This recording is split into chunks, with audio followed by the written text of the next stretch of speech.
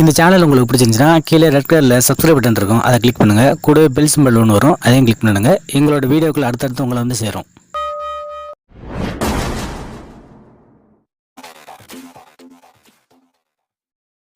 என்னதான் சரி, ஆளுங்கட்சி விழுந்து புரண்டு அழுது புரண்டாலும் சரி, கெஞ்சி கூத்தாலும் சரி, மக்கள் ஓட்டு போடுற மாதிரியும் இல்லை, கிட்ட சேர்த்துக்கிற மாதிரியும் இல்லை. அதுக்கு உதாரணமாக பல காரணங்கள். அதில் முக்கியமான காரணம், அதாவது 2 வருஷத்தை கடந்த உள்ளாட்சி தேர்தலில் நடத்தாது ஃபஸ்ட்டு. இன்னொன்று, அதாவது தமிழ்நாட்டுக்கு தேவையில்லாத, தமிழ்நாட்டுக்கு விரோதமான ஒரு மத்திய அரசாங்கமான பாஜக கூட்டணி சேர்த்தது, அவங்க காலில் கட்டி பிடிச்சிட்டு கிடக்கிறது. 3வது, கொள்கைக்கு பொருந்தாத கூட்டணியில், அதாவது கடந்த சில வருஷங்களாக ரொம்ப மோசமான வார்த்தைகளை யூஸ் பண்ணி திட்டின அந்த கட்சிகளை கூட்டணியில் பணத்தை கொடுத்து சேர்த்துக்கிட்டது. அப்போ மக்களெல்லாம் வர்ணிக்கப்படுறது கரன்சி கூட்டணி, அதாவது சந்தர்ப்பவாத கூட்டணியை விட மோசமான கூட்டணியாக மக்கள் வர்ணிக்கிறாங்க இந்த அஇஅதிமுக கூட்டணியை. இது ஒரு பெரிய டிராபேக்கு மக்கள் மத்தியில். இன்னொரு பக்கம் என்னென்னா, இந்த கஜா புயல் நடந்துச்சு, மக்களோட வாழ்க்கையே சின்ன பின்னம் பண்ணிச்சு. அப்போது ஒரு இந்தியாவை ஆள்றவர் மோடி, அவர் வந்தும் பார்க்கல, அங்கேருந்து ஒரு பதிலும் சொல்லலை. அதே மாதிரி தான் தமிழக முதலமைச்சர்களும், இணை துணை மந்திரிகள், இவங்கெல்லாம் யாருமே பார்க்கல. ஒவ்வொருத்தர் பார்த்தவங்களே மக்களை விரட்டி விட்டாங்க. என்ன கடுப்பில் இருப்பாங்க. ஒரு தனியார் தொண்டு நிறுவனங்கள் திடீர்னு செஞ்ச உதவியை ஏன் ஒரு நிர்வாகத்தில் உள்ள செய்ய முடியாதுன்னு சொல்லி இன்னமும் கடுப்பில் இருக்காங்க. அது நிறைய தடவை போட்டால் இருந்தாலும் அந்த கடுப்பு மக்கள்கிட்ட என்ன ஆறவில்லை. அந்த ஒரு இதுதான், அந்த எஃபெக்ட் தான் இப்போ போகிற இடங்கள் பூரா அதாவது முதலமைச்சரை செருப்பை விட்டு வச்சுறாங்க. மந்திரிகள்லாம் போனால் காரை சுற்றிக்கிறாங்க, நீங்கள் வராத வரேன்னு சொல்லி விரட்டி விட்றாங்க. இவங்க காருக்குள்ளே ஒளிஞ்சு திரும்ப உடையாற வேண்டியிருக்கு. உதாரணம், இந்த தம்பித்துறை, அமைச்சர் வளர்மதி, இன்னும் நிறைய பேர்.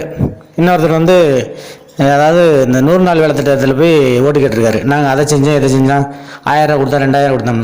அந்த பொண்ணுங்க செருப்பால் அடிக்கிற மாதிரி கேட்குறாங்க. அந்த 1000 உங்கள் பணத்துலேருந்து கொடுத்தீங்களா?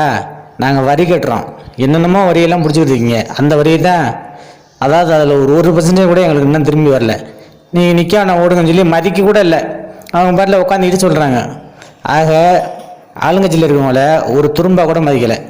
கடைசி நேரத்தில் அதாவது கரன்சி அள்ளி கொடுத்து ஓட்டுவாங்கன்னு நினைப்பாங்க. ஆனால் அவங்க மக்கள் எதிர்பார்க்குறது இன்னும் நிறையா வரணும் அப்படின்னு. ஆக அனைத்து தொழிலையும் வரவேற்பு இப்படி இருக்கிறத நினச்சி பார்த்து ரொம்ப கவலையில் இருக்காங்க ஓபிஎஸ் யூபிஎஸ். தேனியில் பார்த்தா அவங்க பையனை வீழ்த்தே ஆகணும் அப்படிங்கிற நிலைமையில் மக்களும் சரி, ஏற்று நிற்கிற டிடிவி தினரோட தமிழ்த்தனும் சரி வரைஞ்சு கட்டி நிற்கிறாங்க. இதில் மக்கள் தான் ரொம்ப ஆவேசமாக நிற்கிறாங்க. குடிக்கிறதுக்கு தண்ணி கூட கொடுக்க மாட்டேங்கிறாங்கப்பா, இவங்களுக்கு போய் ஓட்டு போடணுமா அப்படிங்கிறாங்க. அடுத்து இப்போ மோடியை வர சொல்லி வேறு அவங்க காலில் வேறு குளிந்து கொடுத்துருங்க. மக்களுக்கு மத்தியில் விழுந்து கும்பிட்டாங்க. இது வெளிப்படையாக தெரியுது. உலகத்தில் எத்தனை, அதாவது இந்தியாவில் பூரா பிரச்சாரம் நடக்குது. அங்கெல்லாம் போகாமல் மோடி வேணும்னு இங்கே ஓபிஎஸ் மயனை காப்பாற்றுறதுக்கு இங்கே வர்றாரு. ஒருவேளை ஓட்டு மிஷினில் எதுவும் பண்ணுவாங்களா என்னன்னு தெரியல. ஏன்னா மக்கள் போட மாட்டாங்க, அந்த நிலைமையில் இருக்காங்க, எல்லாம் பேசிக்கிறாங்க மக்கள்லாம். ஏன்னா இப்படி போய் சரண்டர் ஆகி காலை பிடிச்சி கட்டி கொடுத்தா ஏதோ தப்பு பண்ணுறாங்க, நிறையா பண்ணுறாங்க அப்படி இருக்குது. அதனால தான் மோடி எப்படியே காப்பாற்றிக்கிறாருன்னு போய் காலில் விழுவணும் அப்படி இருக்குது. இதெல்லாம் மீறியும் ஜெயிக்கிறது கஷ்டம்னு இப்போ பாலியல் புகார் வேற சொல்கிறாங்க.